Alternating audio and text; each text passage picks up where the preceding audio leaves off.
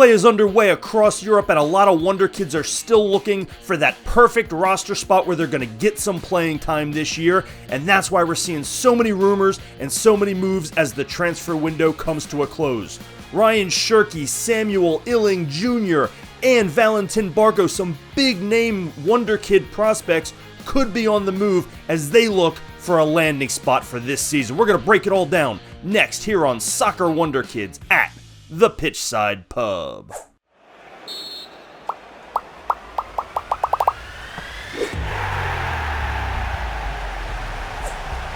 There is so much Wonderkid news going on right now that we're going to do three separate Wonderkid videos between now and the weekend, one of which will be a Barcelona-specific one that I'm going to try and get out tomorrow because they're basically selling off all their young players or sending some out on loans, as we're going to see with Vitor Roque, who's finally found a home. But they're trying to get rid of everybody just to clear up some room to register players. Barcelona, a disaster as always, so they're going to get their own video. But for today, we're going to talk about some pretty well-known Wonderkid names who need a landing spot for this season because their current situation is not going to work out well for their development or, in some cases, their long-term home. So we're going to talk about those guys today, but before we do, go ahead and hit that subscribe button for me down below so you can follow the channel. Get down in the comments section. Do you like these moves? Would you like to see these players come to your club? Get in that comments section. Let me know your thoughts. You can also leave comments on Twitter at PitchsidePub and check out the website pitchsidepub.com where you can sign up for our free weekly newsletter. So Rayan Cherki, we've talked about him before, young player with Lyon, and they are clearly trying to get rid of him. He was linked pretty heavily with Borussia Dortmund a few weeks ago, and we did a video on that, and that would have been a nice landing spot for him. That fell through. Lyon does not want any part of him. He is in the last year of his contract. He has made it pretty clear he's not going to sign an extension. They need money, so they're looking to offload him basically anywhere they can. He is not even training with the first team. He was left out of the first team matchday squad as they kicked off their domestic season. So he's clearly got to go somewhere because he's too talented to not play. And that's for the benefit of both Lyon, who needs some money and need to recoup some value before he leaves on a free, but also for Cherki, who needs to play. He is young, he is talented, but he's had a mixed bag of results in terms of his actual playing time. We've touched on some of the attitude issues that seem to follow him around, which may have some validity, may not. But really, he's a young, talented player who needs to play, and he has a very high ceiling, which is a shame that Lyon is going to end up selling him for pennies on the dollar, because the latest rumor is linking him with Fulham. But unfortunately for everybody involved, Rayan Cherki has already turned this one down. Fulham and Lyon actually had an agreed upon deal in place, and almost within the hour of that being announced, it was announced that Cherki had turned Fulham down and will not be going there. And that's a little surprising because I really saw this as a great landing spot for him. I mean, he just turned 21 and he needs to play, and Fulham has some opportunities for him. Now, unfortunately, he's best in the role that Emile Smith-Rowe is playing in, and maybe that is why he turned it down, because he can play on the wing, but he's really best in that attacking midfield spot. And there's plenty of opportunities for him to rotate in all of them. They have Adama Traore and Iwobi, who, he can rotate in with all of those. They're good players, but they're not world beaters. And so in those three positions, between those four players, he could have seen a lot of time. He's versatile enough to play in all of those positions, even though he's not quite quick enough to be a dynamic wing player in the Premier League. But this was an opportunity for him to play in the best league in the world and to go to a team where he was actually going to play. And if I had to guess, and this is pure speculation, I would guess Cherki is looking for a bigger named club that will hold more prestige. And while that's great, that is probably not what's best for his development. He needs to play football every day. He's not going to do it at Lyon, and he's not going to do it at some of the biggest clubs in Europe. So Fulham would have been a really good landing spot for him, but hey, he turned it down, and we'll see where he ends up. There aren't a lot of options left on the table. He's turned down Dortmund, he's turned down Fulham, two really good landing spots. Sounds like he's being pretty particular for a guy who isn't even allowed to practice with his first team right now.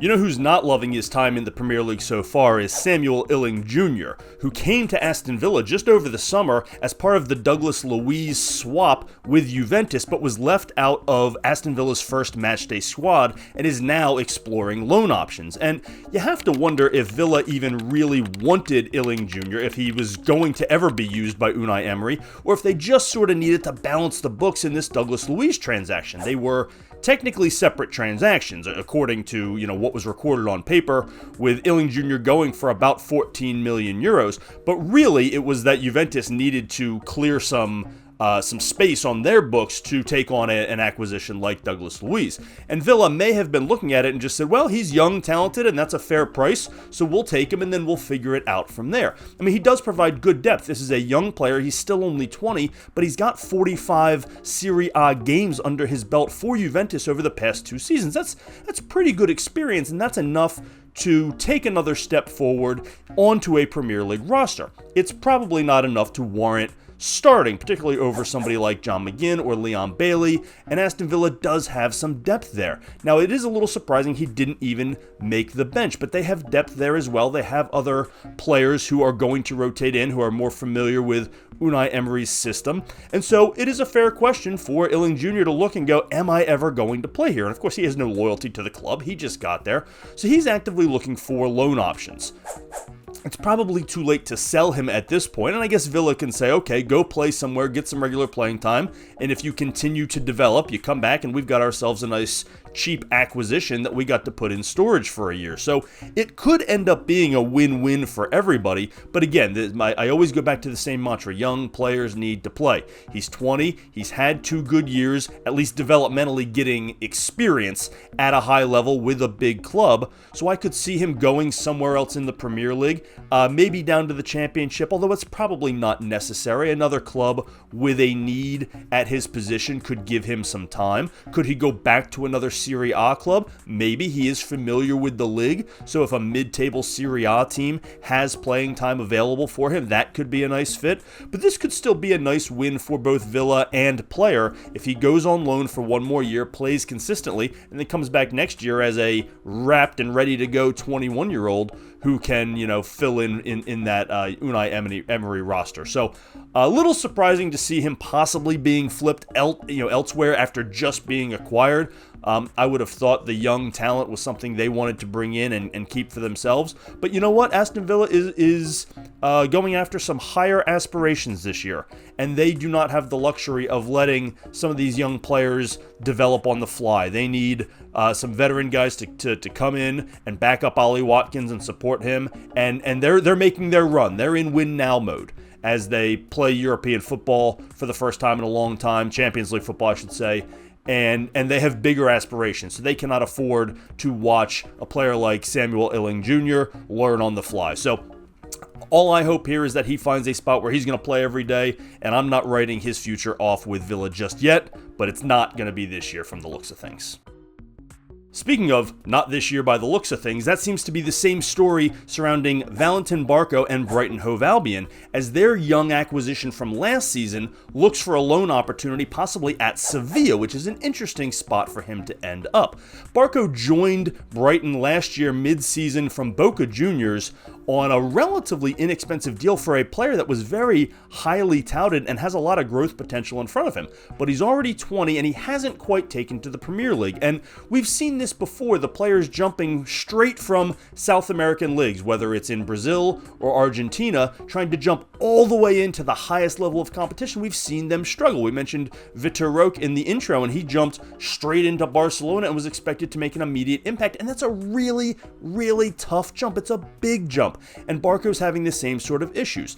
There's also depth issues there. He's not going to start over Jack Hinselwood, who Brighton is really fond of and wants to give a lot of playing time to.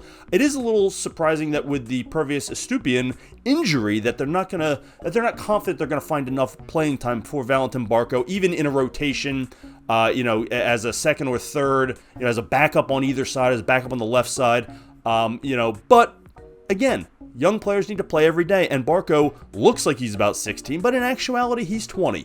And if he's not ready for the Premier League yet at 20, then he needs to find a place where he can play that is somewhere between the competition level he was facing at Boca Juniors and what he's facing in the Premier League every day. And La Liga at Sevilla might be a great spot for that. Not to mention, it's a place where he's going to get to play.